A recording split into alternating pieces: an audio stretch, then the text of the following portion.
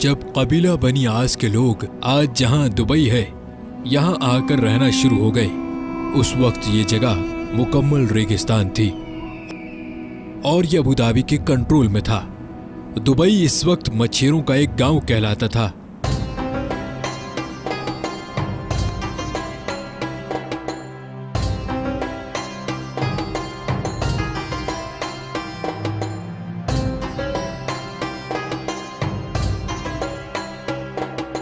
अठारह में कुछ ताजिर दुबई में बसना शुरू हो गए क्योंकि यहाँ ताजिरों पर टैक्स बहुत कम था।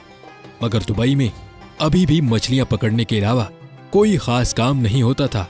1912 में दुबई की हुक्मरानी शेख सईद बिन मखदूम के पास आ गई और उन्हीं को दुबई का फाउंडर भी समझा जाता है। उस वक्त दुबई में पर्ल इंडस्ट्री यानी मोती ढूंढने का काम उरूज पर था। दुबई की इकोनॉमी उस काम से आगे बढ़ रही थी, लेकिन दुबई अभी भी एक गांव ही कहलाता था। ये 1958 की बात है जब दुबई के हुक्मरान शेख राशिद बिन सईद अल मखदूम बन गए।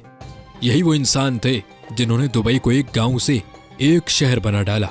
उन्होंने दुबई क्रीक जहां बहरी जहाज आकर रुकते थे उसको गहरा करवाना शुरू कर दिया। ये जगह बहुत छोटी थी और शेख राशिद बिन सईद जानते थे कि यहाँ बड़े और मॉडर्न बहरी जहाज आकर नहीं रुक सकते। उन्होंने इस प्रोजेक्ट पर बहुत ज्यादा पैसे लगा दिए, इतने पैसे कि ये दुबई की सालाना आमदनी से भी ज्यादा पैसे थे। इसके लिए उन्होंने कर्जा भी ले लिया। ये एक बहुत बड़ा रिस्क था, लेकिन शेख राशिद जानते थे कि इस प्रोजेक्ट से दुबई की इकोनॉमी पर बहुत गहरा असर पड़ेगा और ये प्लान वाकई में कामयाब हो गया। अब दुबई में बड़े साइज के बहरी जहाज भी आकर रुकने लगे। इससे दुबई में गोल्ड मार्केट भी फैलना शुरू हो गई। शेख राशिद अक्सर यूरोप और इंग्लैंड जाते रहते थे और ये वहां पर बनाए गए इंफ्रास्ट्रक्चर से बहुत मुतासिर थे, खास तौर पर लंदन से। उनको लंदन की सड़कें और वहां पर बनी हुई अंडरग्राउंड ट्रेन सिस्टम बहुत मुतासिर करता था। उनके दिल में भी ख्वाहिश थी कि दुबई एक दिन ऐसा ही मॉडर्न शहर बन जाए। शेख राशिद ने दुबई को एक शहर की शक्ल देना शुरू कर दी। साल 1959 में उन्होंने दुबई में एक मॉडर्न एयरपोर्ट भी बनवा दिया।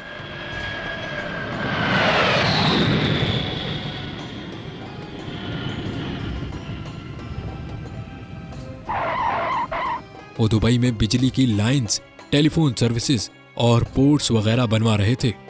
लोग समझते थे कि शेख राशिद पैसे जाया कर रहे हैं और दुबई कभी भी एक मॉडर्न और इंटरनेशनल शहर नहीं बन सकेगा। मगर 1966 में दुबई की किस्मत बदल गई।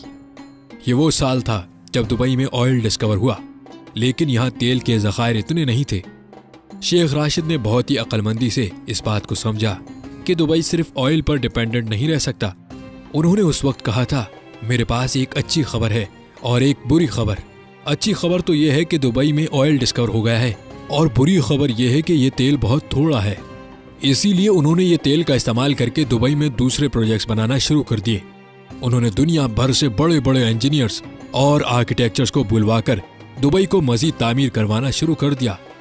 जैसा कि 1979 में दुबई में एक ऊंची बिल्डिंग बनाई गई, ऐसे कई प्रोजेक्ट्स दुबई में शुरू हो रहे थे। 1981 में शेख राशिद इस दुनिया से चले गए। अब जो दुबई के अमीर हैं शेख मोहम्मद बिन राशिद बिन अल मखदूम, ये उन्हीं के बेटे हैं। आज जो दुबई हम देखते हैं उसको बनाने में शेख राशिद का ही दिमाग है। उन्होंने दुबई में ऊंची ऊंची बिल्डिंग्स बनाना शुरू कर दी। फिर इस काम में भी एक मसला था।